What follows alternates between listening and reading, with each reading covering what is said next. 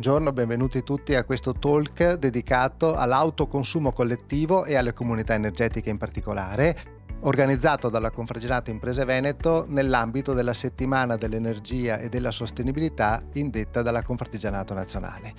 Abbiamo diversi appuntamenti, vi invito a seguirli tutti. Oggi incontriamo Loris Rui, è il direttore del CAEM, che è il Consorzio Acquisti Energia e Multiutility. Stiamo parlando di una società che gestisce circa 7.000 imprese che sono consorziate, opera per circa 260 milioni di kilowattora all'anno, cioè fornisce 260 milioni di kilowattora all'anno e 15 milioni di metri cubi di gas.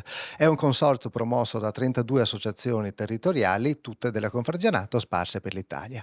Direttore, si parla molto di nuove forme di aggregazione finalizzate al risparmio energetico, si parla tanto di autoconsumo collettivo e di comunità energetiche in particolare, ma quali sono le caratteristiche che le differenziano?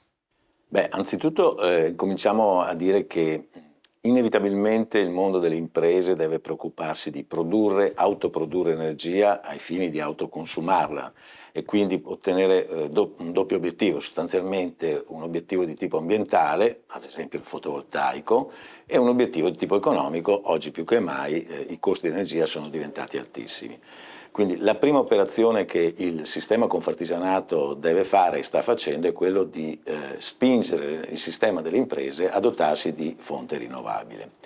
Detto questo, la seconda fase è quella invece cui la stessa normativa ci spinge ad applicarla, per arrivare a rispettare anche i parametri definiti dalla Comunità Europea, abbattimento del CO2 e quant'altro.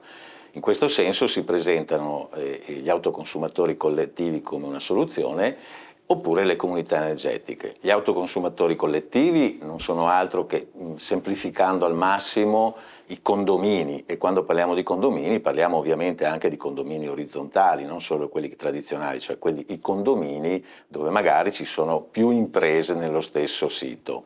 Mentre le comunità energetiche è la parola stessa che la dice, comunità di soggetti diversi, fra i quali cittadini, imprese, parrocchie, enti pubblici, eccetera, che si mettono insieme per dare valore, e sostanzialmente per dare valore a quell'energia elettrica che viene prodotta in più da chi, ad esempio, ha fonti rinnovabili ma non la utilizza e la mette nella disponibilità degli altri soggetti appartenenti alla comunità energetica.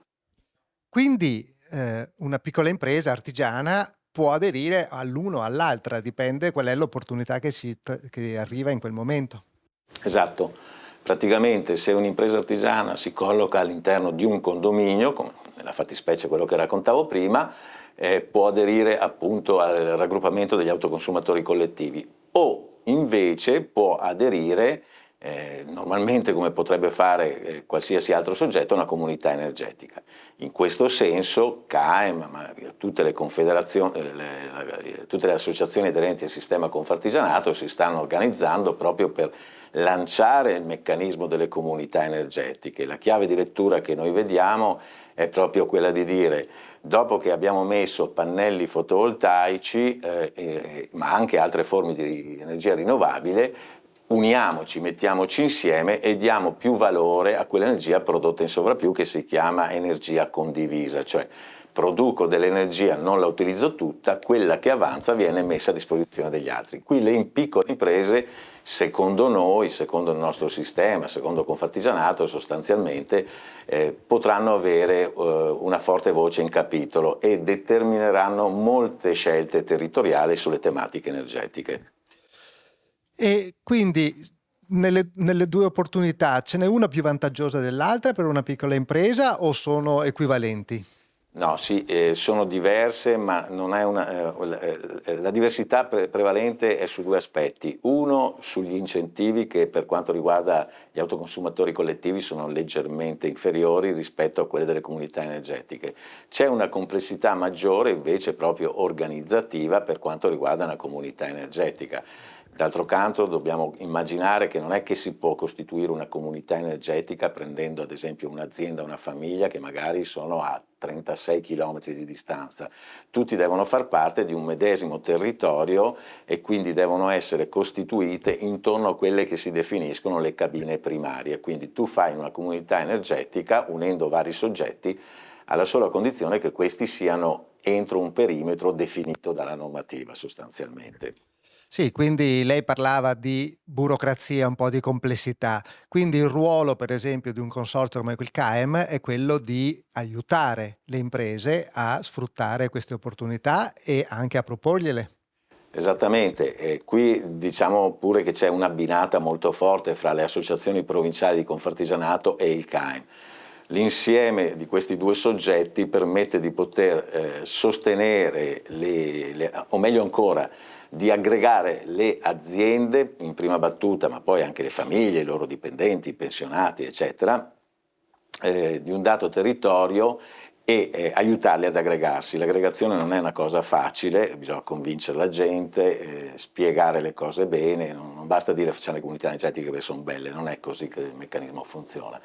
E da questo punto di vista il CAEM insieme alle associazioni si pone proprio come un soggetto in grado di guidare verso la costituzione ma anche verso la gestione delle comunità energetiche. Quindi il CAEM con l'aiuto delle associazioni artigiane si pone proprio questo obiettivo: spingiamo, costituiamo le comunità energetiche. Direi che è anche ora di finirla di parlarne e basta, ma di cominciare a fare un passo in avanti, ma le vuole anche aiutare e gestire nel loro cammino. Sì, perché anche l'impianto normativo non era del tutto definito fino a qualche tempo fa. So che si sta procedendo con le norme, ma è tutto definito o manca ancora qualcosa? No, siamo ancora in assenza del famoso decreto Mase, questo decreto che doveva uscire prima luglio, poi agosto, poi settembre perché era all'attenzione della comunità energetica, al momento non c'è. È un decreto che determinerà se queste comunità energetiche, ma come gli autoconsumatori collettivi, avranno un successo o meno. È un decreto che stabilisce parecchie cose, ma soprattutto stabilisce anche quali sono gli incentivi, nel senso che non pensiamo che una comunità energetica, perché la costituisci, immediatamente è in grado di mantenersi. Gli incentivi sono rilevanti, se questi incentivi sono quelli che hanno dichiarato nella preparazione del decreto, si riesce a mettere in piedi le comunità e gli autoconsumatori collettivi. Se gli incentivi calano diventa tutto molto problematico. Certo, c'è un ruolo che può svolgere anche la Regione Veneto o si parla solo di norme nazionali? Ma allora, per come la vediamo noi, il ruolo può essere solo di carattere divulgativo, promozionale e volendo anche di sostegno economico. Eh, Ci sembra che questa sia una partita soprattutto territoriale.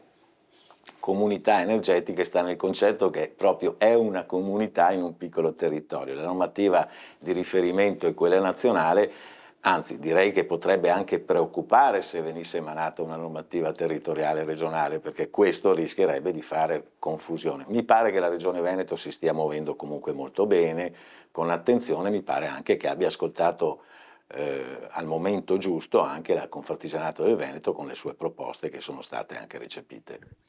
Bene, quindi diciamo che insomma le comunità energetiche e anche questi autoconsumi collettivi sono già in qualche modo a disposizione. Bisogna rivolgersi moltamente a degli esperti per approfittarne, quindi il CAEM è uno di questi soggetti.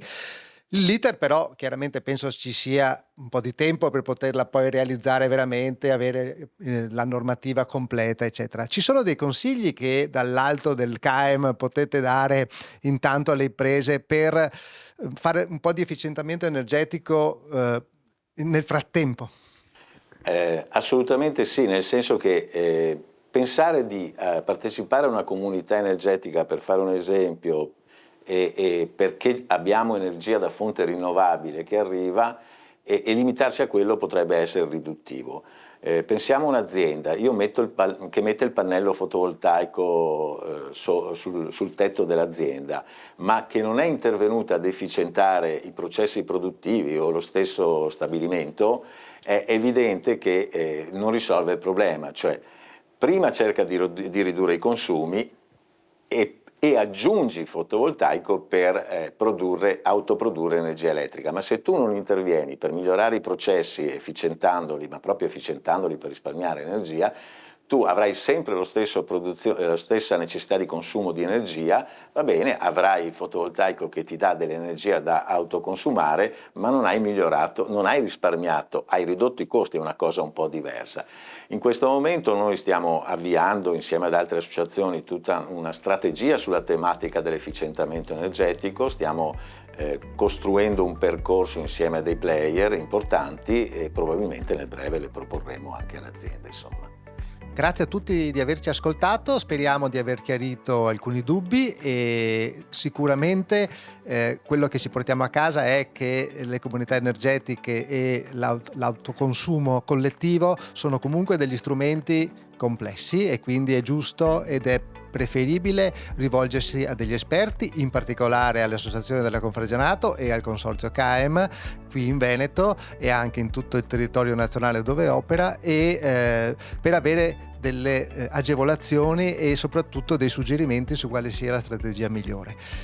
Se vi siete interessati ai temi dell'energia e della sostenibilità, vi ricordiamo che durante tutta la settimana dal 23 al 27 ottobre andranno anche sul web e ci saranno anche sul territorio degli appuntamenti. Potete vedere l'elenco completo e tutto il programma sia sul sito della Confragionato delle Imprese Veneto www.confragionato.veneto.it oppure sul sito specifico fatto dal Nazionale, quindi anche per vedere le iniziative di tutti gli altri territori in Italia, che si chiama settimana energia.it.